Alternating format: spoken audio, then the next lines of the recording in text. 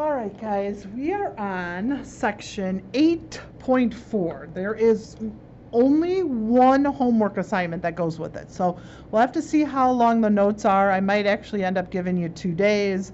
We'll see how many parts are on WebAssign. There will for sure, or not WebAssign, there's only one homework on WebAssign, parts on YouTube. So there'll definitely be a part A and part B on YouTube.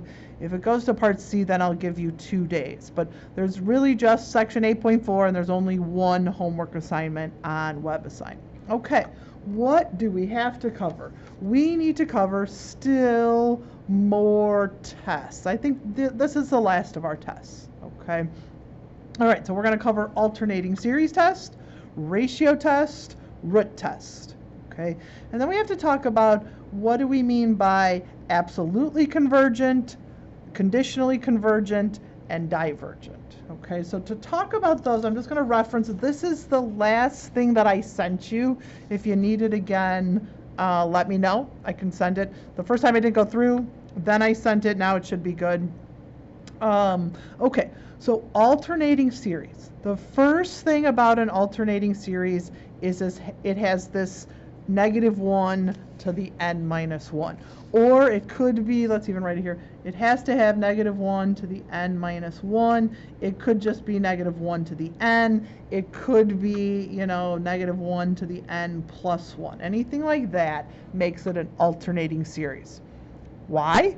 Because what this causes it to do is alternate, hence the name, right? We don't get very, you know, we don't go far in math, right? We name it exactly what it sounds like.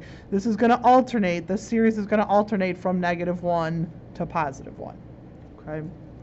All right, so that identifies that you have an alternating series. Okay, so first of all, we need an alternating series to do this test, okay? And then notice B sub n is everything after that stuff, okay? So everything after that stuff, notice that's going to be our B sub n, and notice then this alternating sign comes from this guy here. Okay. All right, so if these two things are satisfied, then it is convergent. Okay, now technically it doesn't prove that it's divergent, but for this one here, we can say if it fails these, then it is divergent. That is okay. That is pretty standard. There really isn't a situation where that doesn't happen. It's just this doesn't really prove it. So textbooks don't like to say that. But in this case, if it fails 1 or 2, then it is divergent. Okay. If it fails 1, right, I, or 2, then it is divergent. Okay. This situation is okay. Not all of them, but this one it is okay. All right, so what are the 2 situations? Our book likes to writes it like this. I like to flip it around because what comes after n is n plus 1. So I like to write this, B sub n has to be greater than or equal to B sub n plus 1. I don't know why they write it like that. Because you want to always, you're comparing the next one, you might as well write it in the order that it's going to go here, right? B sub n is 1, this one then is 2. This is 2, then we're looking at 3. And all this says is each term has to get smaller and smaller. Some books don't even write it like this. They just say, I can't remember the fancy way, but they say, you know, the terms have to get smaller and smaller. Okay, I think it's the terms have to approach 0. Okay, and that's in fact what we check here. Okay, we actually confirm that the limit, notice it's just B sub n. So notice it's just this. We actually ignore this part. Once we identify it's an alternating series, we don't actually need that part for the alternating test. As long as it's approaching 0, then it converges. Okay, and if it fails, then it is divergent. Okay, in fact, I like to check both. Some books put this first. To prove this algebraically is sometimes a little bit harder, so some books like to just test the limit first. Almost always, there's just a few cases where this holds true and this doesn't, but usually you can adjust the series so that then this does end up working. So the main one is this guy. I don't have you prove this algebraically. I just usually just test it with numbers. Okay, algebraically would show it's for all, but actually kind of once you do a few and you see the pattern, you're pretty much guaranteed you're okay. All right, so that's an alternating test. Okay, so now we'll come back to this for a minute. Now we have the ratio test. Okay, the ratio test, notice it's the absolute value of a of n plus 1 over a sub n. So we take the second term, so to speak, and we put it over the first term, or the third term over, but in terms of n. So we'll go through that.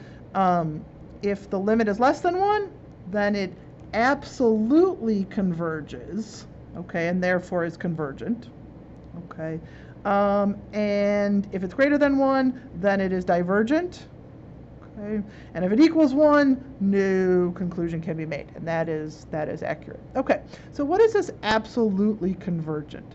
Well, absolutely convergent is if the series that you're given, the alternating series, converges.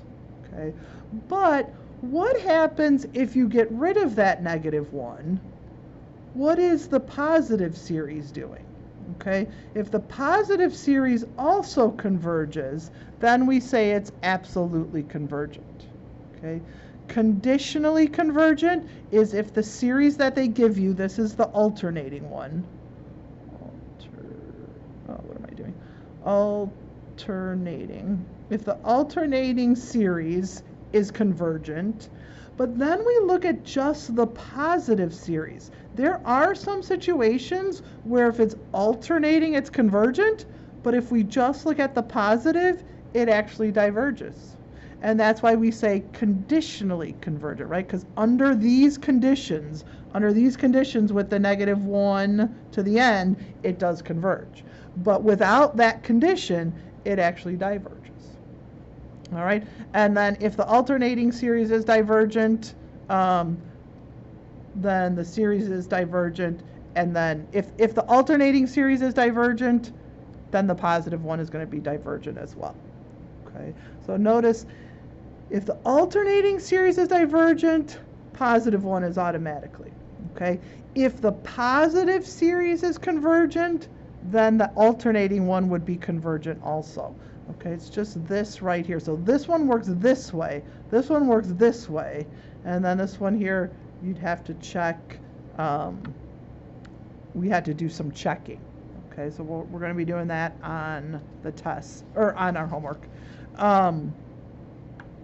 The nice thing, the alternating series and the ratio test, if they just asked me if the series converges, and it was an alternating series, I would always use this one. But if they want to know if it's absolutely convergent, then the ratio test is so nice, because if it passes the ratio test, then we know it's absolutely convergent. Okay? If it converges here, the alternating one, we have to do a whole nother test to see if the positive series converges. Okay, and we'll talk about that as we go through it, but that's the only downside of the alternating series if they're looking for absolute convergence. Okay, all right, and then, what happened to my other one? Hang on. Oh, that's that guy. Oh, my root test. Root test, last one.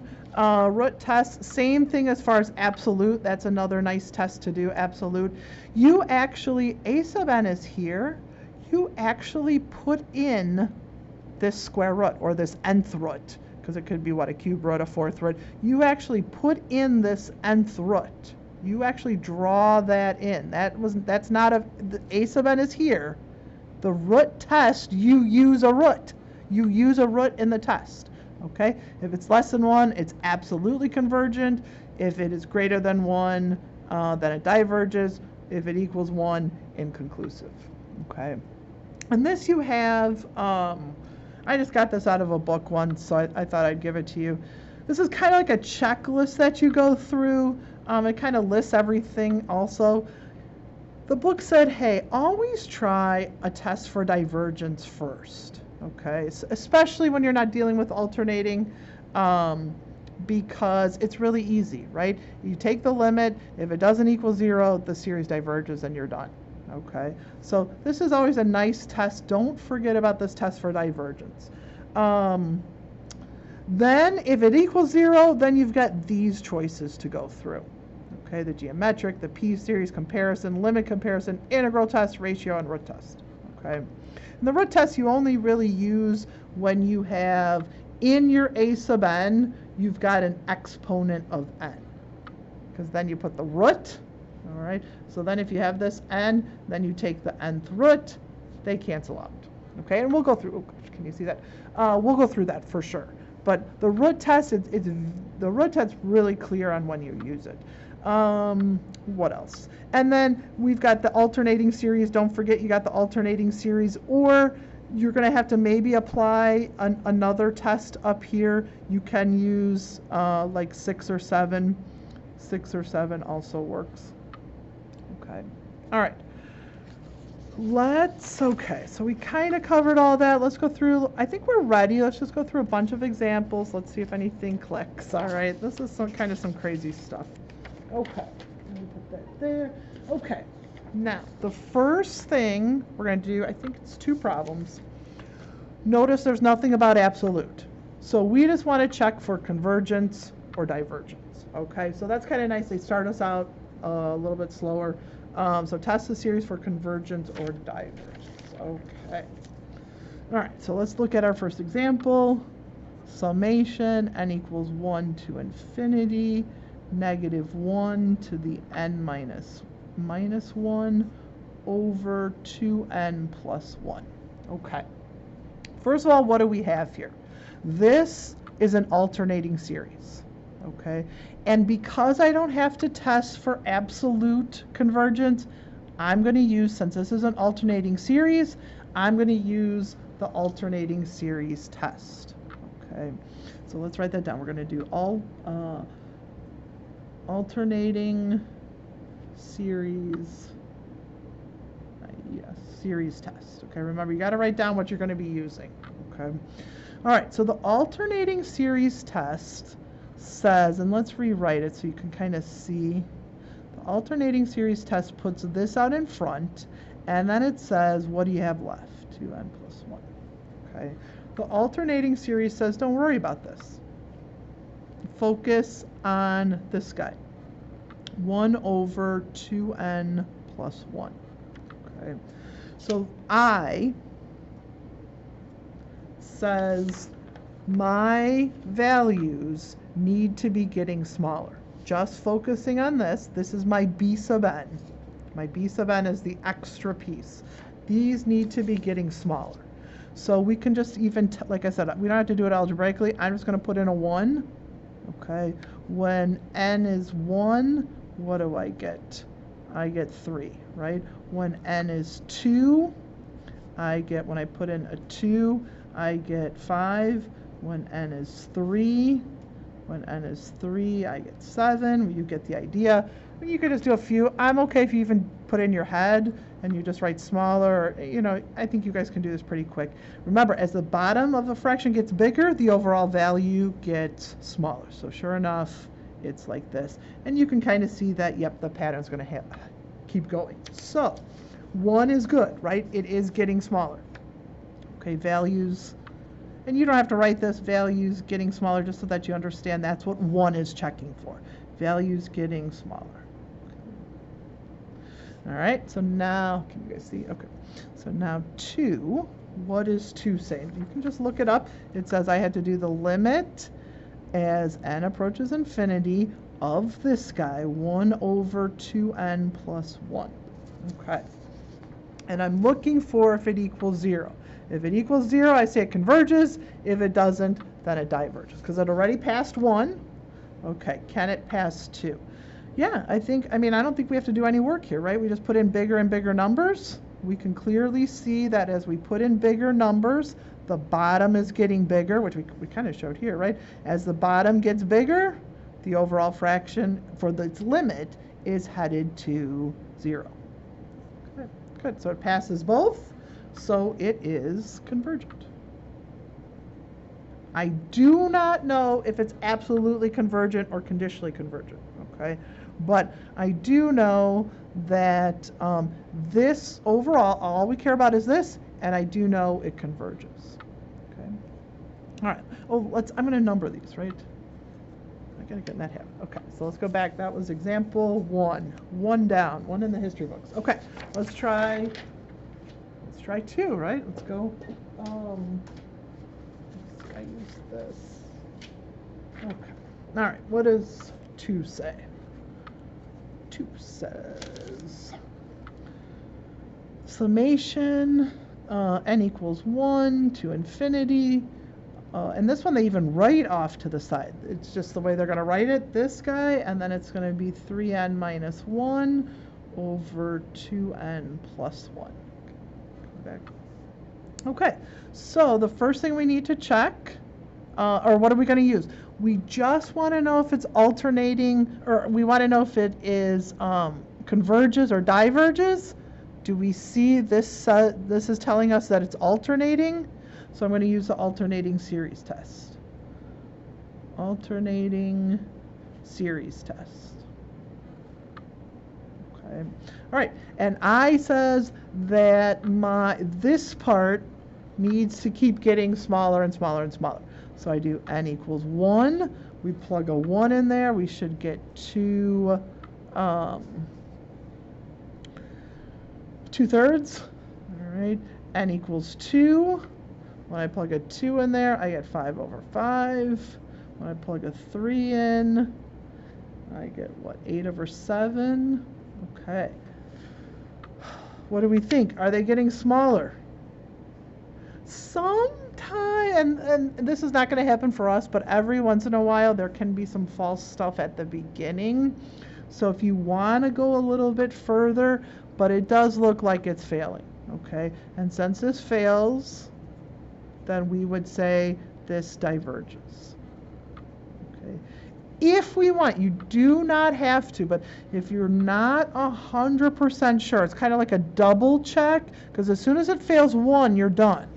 But if we wanted to check the second one, the limit as n approaches infinity of 3n minus 1 over 2n plus 1. Okay, we could use L'Hopital's rule. We could divide everything by n, or remember, because the exponents are the same, the limit is the lead coefficients. Okay, and so what if it doesn't equal 0? If it does not equal 0, then it, we like double proved it. We were pretty confident here, unless there was something at the beginning that was giving it a hiccup. This definitely confirms it. That's why I think some books actually start here first. I think that's actually maybe a good idea, but we won't tell our author that, right? So because this does not equal 0, definitely diverges. But you don't have to do it twice. I'm okay. I don't think our author gives us one that's like kind of false at the beginning. Usually if it's going to be false, it happens at the beginning.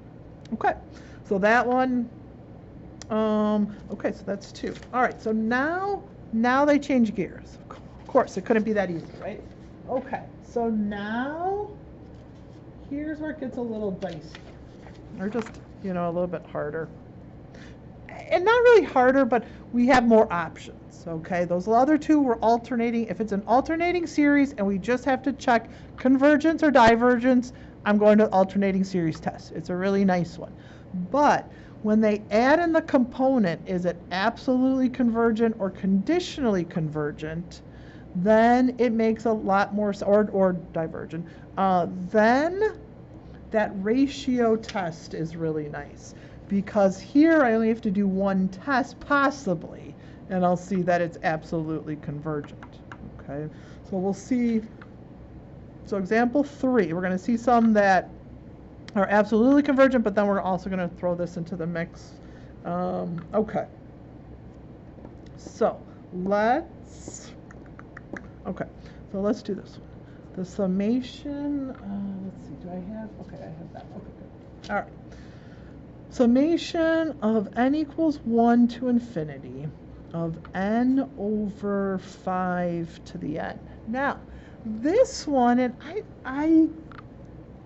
I'll be honest, I maybe should do a little bit more research. I don't know why he puts it in this category, because if it's not an alternating series, we really should just be able to say it's, if it's not an alternating series, this kind of goes out the window.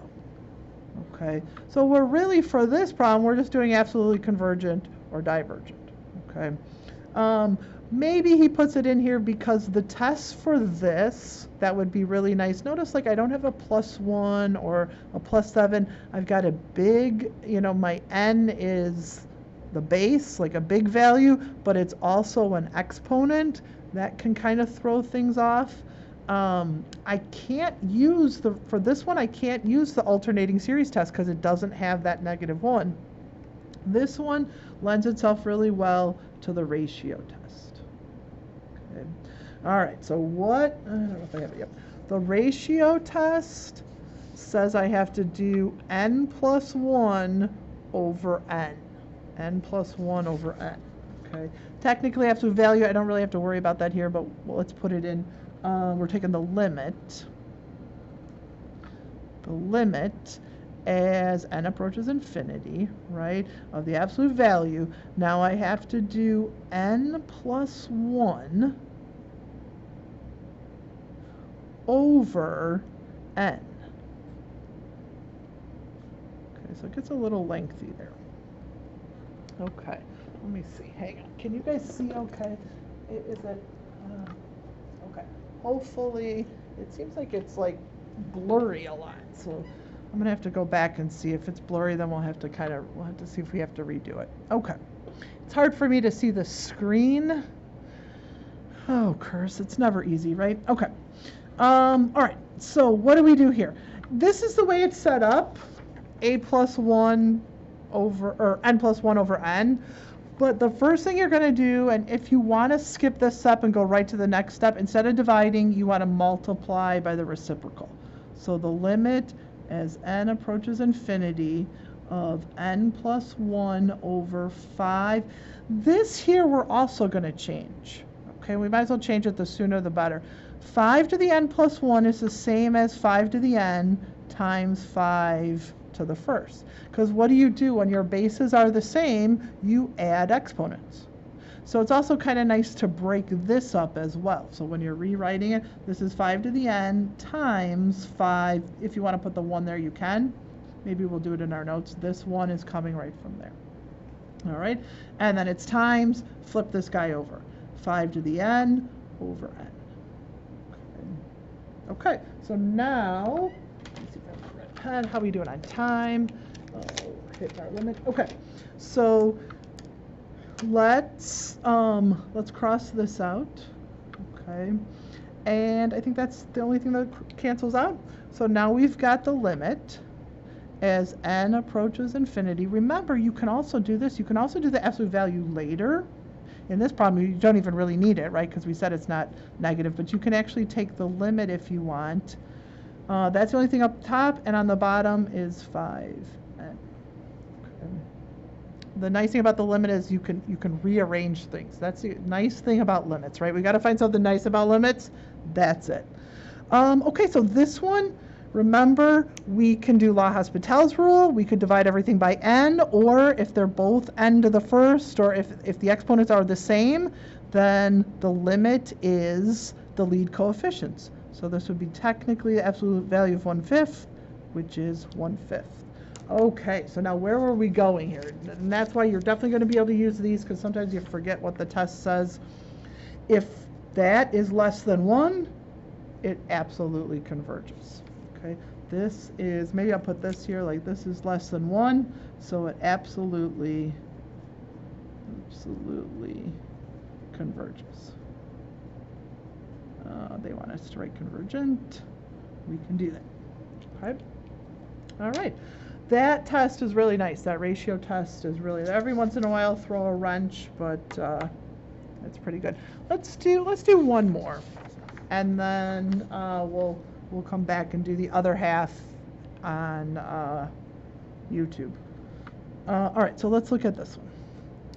N equals, oh, let's number it. We are on 4. Number 4. All right, 4, 1 to infinity. We're doing negative 2 to the n over n squared. Okay.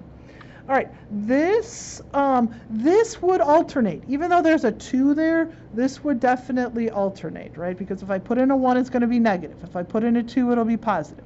If I put in a 3, it'll be back to negative. Okay, so this doesn't necessarily always have to be a 1 there. This would alternate. So our choices are, do we do the alternating series or do we do the ratio test? Because we're doing absolutely convergent, I kind of like the ratio test, because if this converges, then we would have to still check. Notice you can have the, let me put this here. You can have the converges 2 different ways, okay? And so then I would have to test to see, I would still have to test the positive series. And there's going to be one that we're going to do that for. So if you're waiting for that, it'll come. But I like to use the ratio test, even if it's alternating. So the ratio test says the limit as n approaches infinity, and I do what? The absolute value of negative 2 to the n plus 1 over n plus 1 squared divided by, and then I do negative 2 to the n over n squared. Okay. And again, if you want to write all that, that's fine. Technically, that's what it says. But what is the first thing we're going to do? We're going to multiply by the reciprocal. Okay, so we've got the limit as n approaches infinity of, and I'm going to change this. So I'm going to write it as negative 2 to the n times negative 2. Okay, and this is the 1 coming from there, over, I'm going to write this out. I'm going to write this out as n plus 1 times n plus 1. Okay, and then times, I'm going to flip this over. Yeah. Okay, so what do we got? This definitely cancels, right? So we've got the limit as n approaches infinity. So we've got negative 2 to the n squared. And on the bottom, we've got n squared plus, we'll do outer and inner together, plus 2n plus 1.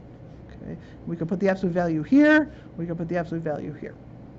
Actually, it doesn't matter. Okay, so if, same thing, now I could take L'Hopital's rule, I could divide everything by n squared, or because they're both the same exponent, my answer is the absolute value of negative 2. The lead coefficients. Technically, it would be, what, negative 2 over 1. Okay, should I write that? It's actually negative 2 over 1. I just want you to see where those are coming from. That's the shortcut. Remember, it's the lead coefficients. The lead coefficients. The limit, well, if the exponents are the same, it'll be the lead coefficients. Okay, takes the absolute value, it's 2. All right, what does the ratio test say? If it is greater than 1, it diverges. Okay, so this diverges. Okay, all right, let's stop there. We'll put it on YouTube, and then we'll pick up with problem 5 on part B.